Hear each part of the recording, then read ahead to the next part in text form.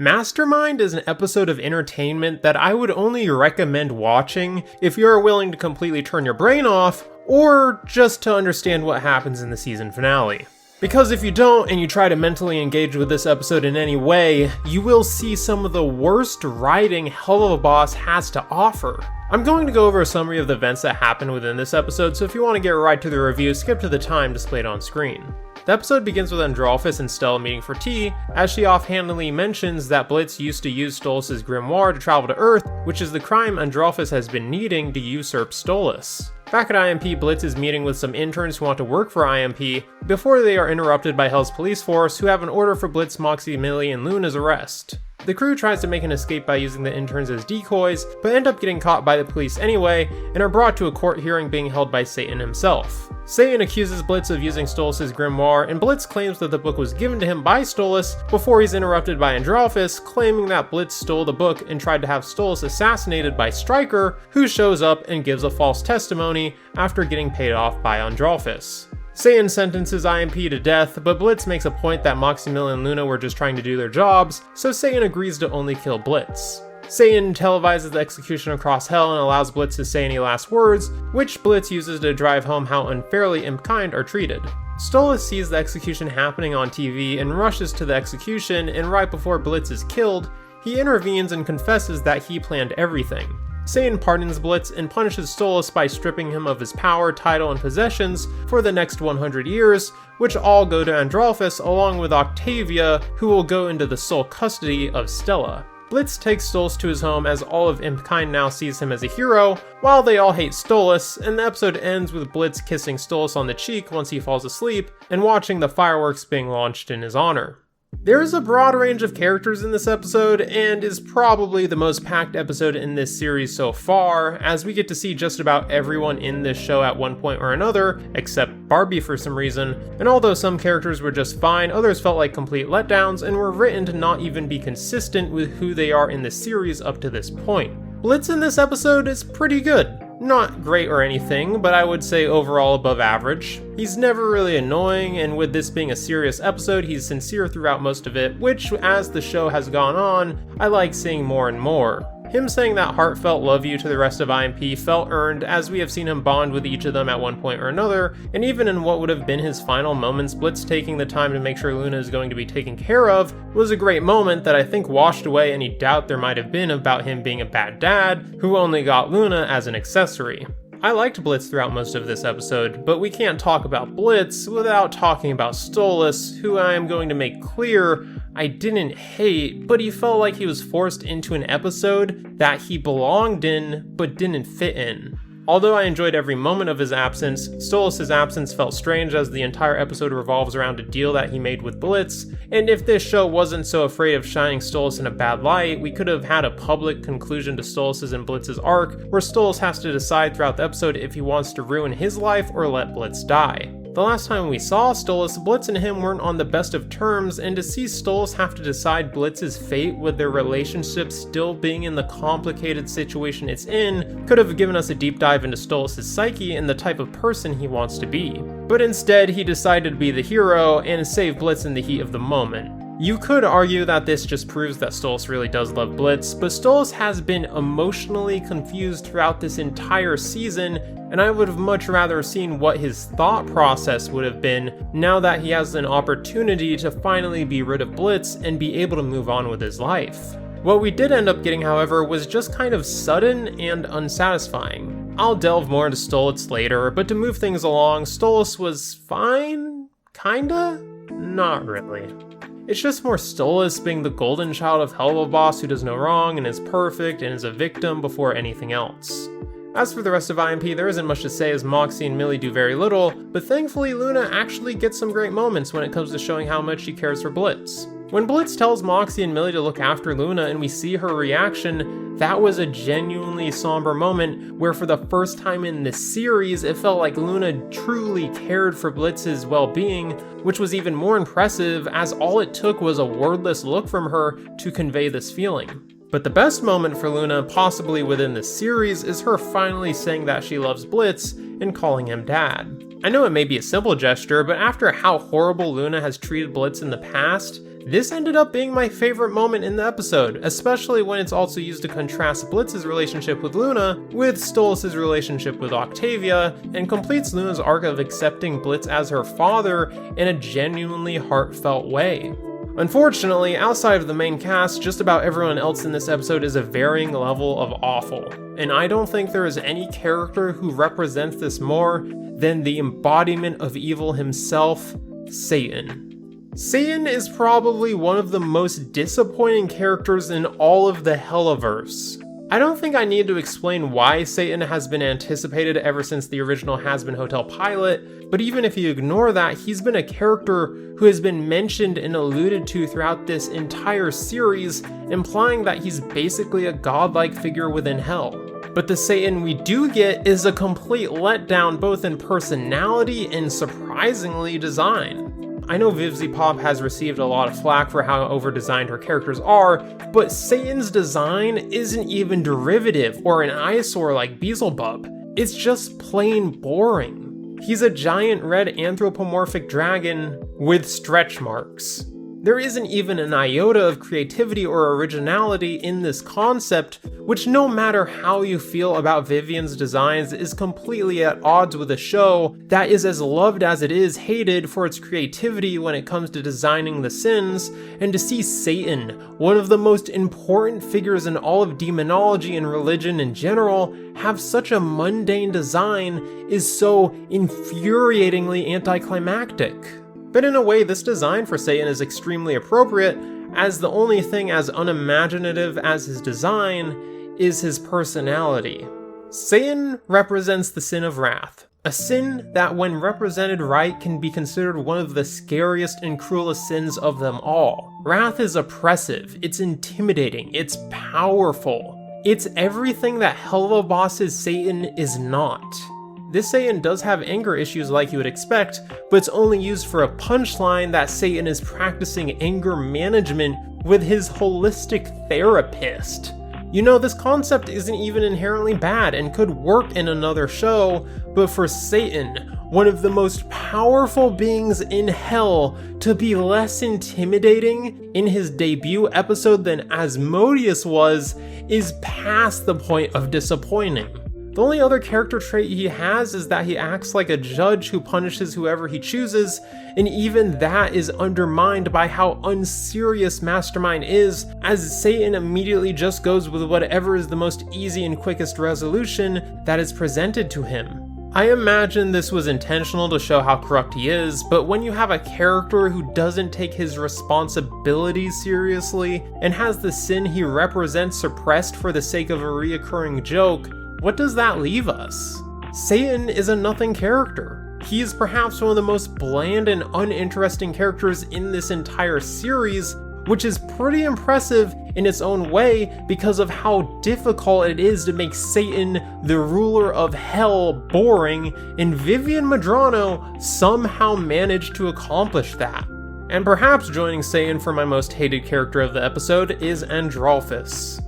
I didn't like Androlphus back in Western Energy, and I don't like Androlphus now. He's a one-note character with the only thing going for him being a reoccurring joke about being attracted to Stella. He's just a generic, power-hungry, cocky, hateable bad guy who really hates Stolas for no other reason than being power-hungry. Androlphus would work as a right-hand goon for Stella, who would be a mere obstacle to set up some confrontations and possible fight scenes, but he hasn't earned his place as being an important antagonist to Stolas when you know who did?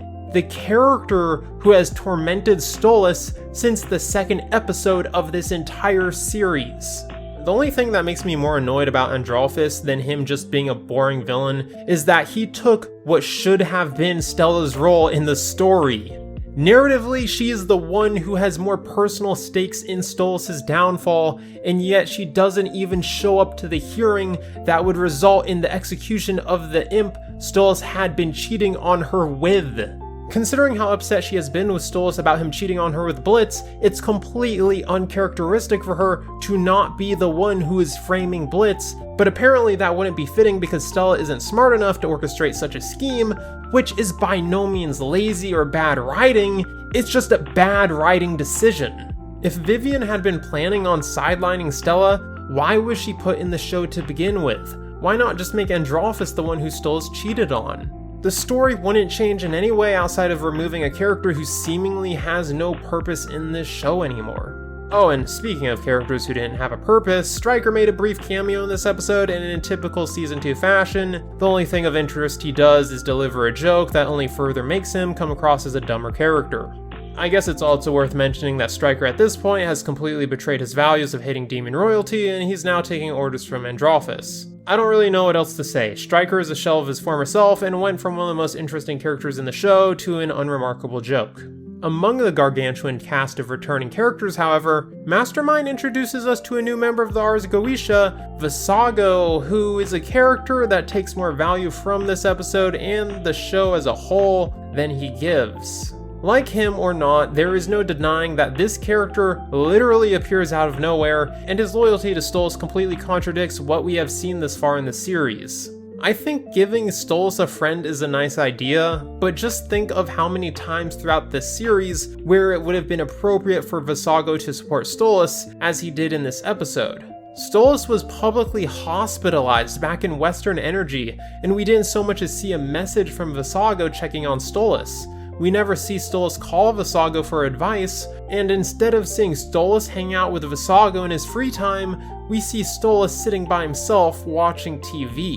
Giving Stolas a supporter this late into the series after everything he's gone through doesn't work at all, and we absolutely do not need another character added into this series, and his bickering with Androphis did not add enough to this episode for him to be necessary. If anything, there was another character who was in the courtroom during Blitz's hearing that characteristically should have taken Visago's role as being Stolas' defendant. You would think that knowing Blitz is Fizz's best friend and that Blitz has worked with him to try to disillusion Fizzaroli's admiration for Mammon, that Asmodeus would have spoken up at least once in Blitz's defense. Given that Asmodeus is the most relevant sin in the series, one would expect him to play a fairly large role in trying to prove Blitz's innocence, since he knows Stolas has a close relationship with Blitz, and that Stolas went to the effort to get Blitz an Asmodean crystal. None of this would be conclusive evidence to prove Blitz was innocent, but at the very least it should be brought up. But instead, all Asmodeus does is just bicker with Mammon, who by the way was so entertaining in this episode that I think he's my favorite character in Helluva Boss now, and he carried Mastermind's comedy as all the funniest moments were produced by him. To complete the trio of sins we know thus far is Bee, and instead of Asmodeus, she is the one who speaks up for Blitz, and even though it doesn't really go anywhere, and she then spends half her screen time arguing with Mammon, at least unlike Asmodeus, her support for Blitz is in character for her after the events of Queen Bee. But before we move on, I also want to give a brief appreciation to the interns. I suspect that they are one-off characters, and I know Helluva Boss already has far too many characters that need to be fleshed out or just need more screen time, but I can't help but hope that the interns become some sort of reoccurring background joke who continue to work at IMP. Realistically, there would be no reason to do that, as like I mentioned, there are certain members of IMP that still need more characterization before they feel complete, but I do like the idea of IMP expanding more and producing some sort of apprentice characters to Blitz, Moxie, Millie, and Luna. That could be a fun idea for an episode, and if not, maybe the interns might get their own short or something. I would just like to see them get a sort of spotlight at some point as long as they don't become too big of a focus. I genuinely see some comedic potential in them. With such a large cast in this episode, it's forgivable if some were mishandled or disappointing, but besides the main IMP crew and Mammon, just about everyone in this episode was disappointing and unremarkable. It was cool seeing the sins interact with each other, but besides Mammon, they add nothing to the episode and felt like merchandise bait more than anything else. The villains were all mishandled to an absurdly bad degree, Visago shouldn't exist, and Satan is an underwhelming disaster of a character. I can't say the characterization was completely horrible with how Mastermind handled Blitz and Luna, but outside of that, this episode has so many blunders with its cast that its failures outnumber its successes by such a large margin that there really isn't much of an argument to be made in favor of the overall quality of the characters, writing, and utilization. Alright, now, let's just get this right out of the way. This is a Stolitz episode, so let's talk about Stolitz. An easy writing mistake to make when writing arcs is to accidentally trivialize past scenes and episodes due to either rushing the process of the arc or having the characters ignore the journey they had to go through to get to the destination that they are currently at, and Vivian made both of these mistakes with how Stoltz was handled. The last time these two were in an episode together was back in Apology Tour, and it was not looking good for either of them, but that episode at least added consequences to the actions of Stoltz and Blitz, finally making this series-long romance of theirs feel like it was going somewhere. But now in Mastermind, almost all of that development was completely abandoned due to the plot forcing these characters into overriding the lessons and consequences that Apology Tour established. Stoltz finally left Blitz behind and fell out of love with him, only for something as extreme as Blitz about to be executed to force him to reconcile with Blitz, while Blitz, who has come to terms with his feelings for Stoltz now, is served Stoltz on a silver platter since Stoltz has no home or anyone but Blitz to turn to for support. Blitz did not earn this. He did nothing in Apology Tour, Ghost Effers, or Mastermind to show that he deserves to have Stoltz back in his life again, but because of lazy writing, he gets to have exactly what he wants with no effort or redemption on his part to have Stoltz in an extremely vulnerable position that he can take advantage of. As for Stoltz, I believe it was in character for him to save Blitz, as even though he doesn't, or should I say shouldn't, love him, he's not heartless enough to let Blitz die for a crime that was partially his fault. That is not who Stoltz is. And turning to Blitz for support in the end makes sense as he literally has no other option, but I wish with how things left off in Apology Tour he would at least set up some boundaries to show that he hasn't forgiven Blitz, and they can't pretend like the events of Full Moon and Apology Tour didn't happen. But instead we get the ending sequence, which has been labeled by just about everyone as something that came straight out of a fan fiction. I never really wanted to agree with this assessment, but yeah, there is no denying that Blitz and Stoltz going from being officially broken up and trying to move on with their lives, to Blitz bathing Stoltz and kissing him on the cheek as he falls asleep, it's just way too clean and sudden for it to even be believable. As I said, Stoltz should have set up some boundaries. There should have been some discussion on the state of their relationship, and Blitz should at least respect Stoltz enough by this point not to kiss him on the cheek while he's sleeping.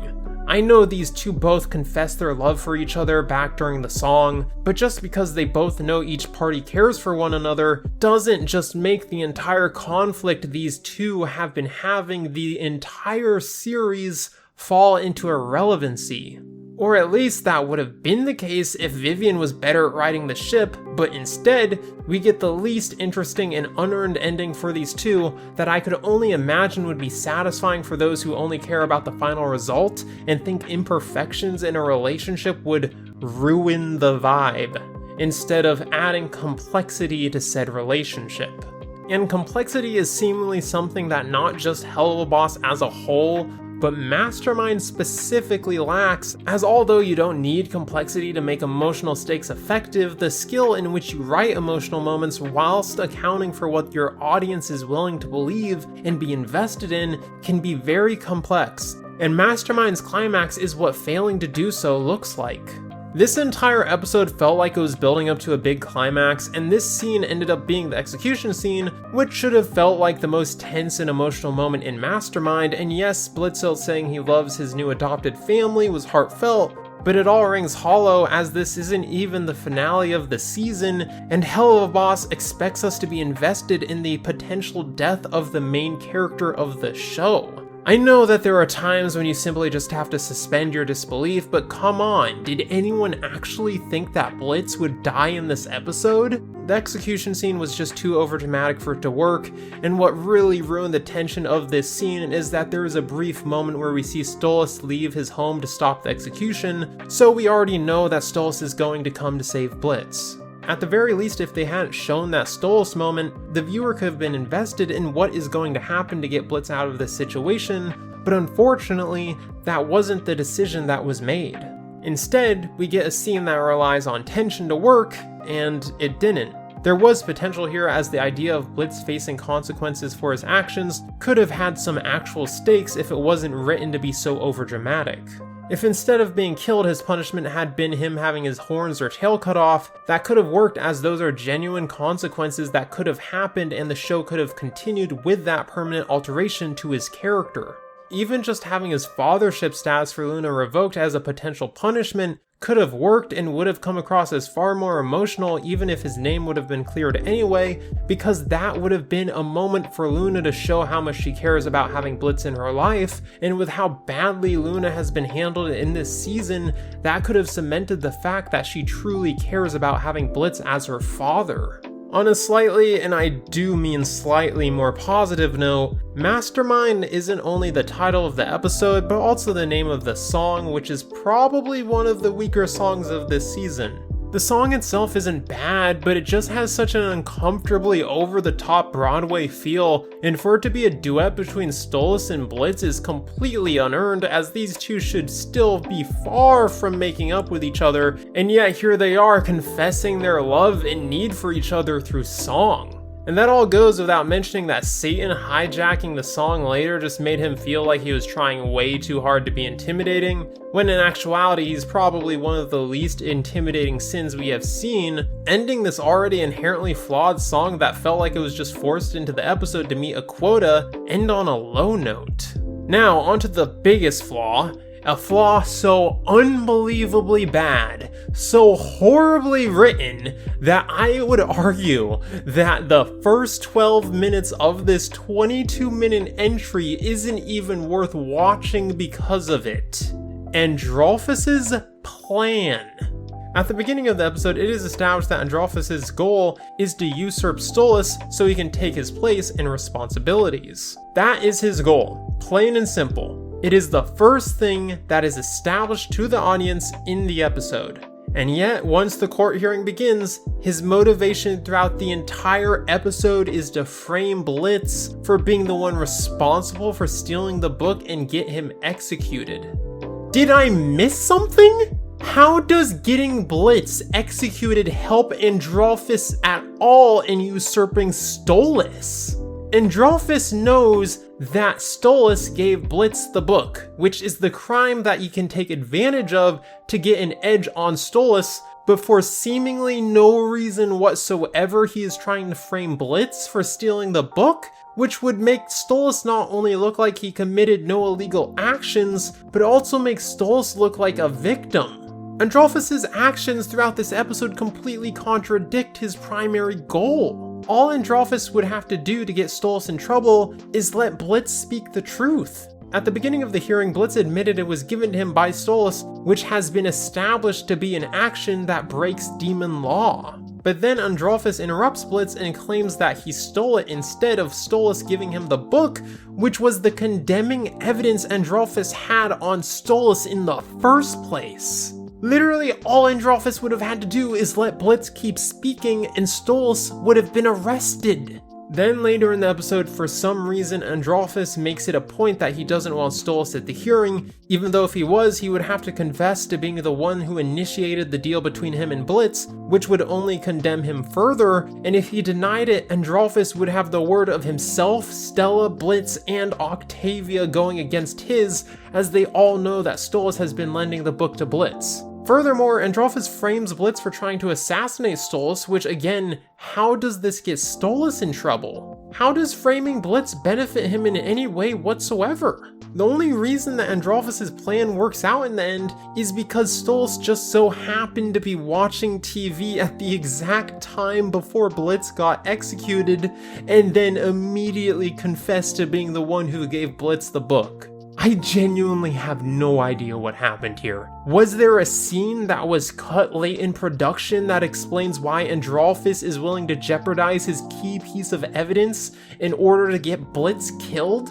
How during the production process and among the fandom, nobody else has brought this up? This is a level of writing that doesn't even qualify for being labeled as bad or incompetent. It's just blatantly incoherent. The entire premise of this episode makes no sense whatsoever and contradicts Androphos' character motivations so badly that the only way to even slightly salvage the majority of this episode is to just admit that it was a high-intensity situation tailor-made to get Stulus and Blitz together. Vivian has written many things poorly throughout Hazbin Hotel and Helluva Boss, but this is perhaps one of the worst writing mistakes I have ever seen across anything I have ever reviewed, and completely devalues everything revolving around the hearing, which makes up the majority of this episode. Mastermind is one of those episodes that I didn't dislike upon my first watch, but the more I thought about it and the more I weighed what it did well against what it did poorly, I realized that this might be one of the worst written episodes in all of Helluva Boss. Most of the characters are disappointing, the ending is extremely sudden and unearned, the song is mediocre, the tension is unconvincing, the Stulus elements trivialize the end of Full Moon and the entirety of Apology Tour, and the premise of this episode is mishandled so poorly that it made watching the first half of Mastermind feel like a waste of time. There is so little to say that is positive about Mastermind that I have to deem it as one of the worst episodes of the series, even though I don't even dislike watching it because on a surface level, it is entertaining enough, and most of its flaws are only noticeable if you try to think about the episode on a deeper level. So that leaves this entry of Helluva Boss in a weird place where I don't hate it, even though I know how terrible it is. And I will probably only remember it for being the episode that is only valuable as a precursor to the season finale and completely valueless in its own right.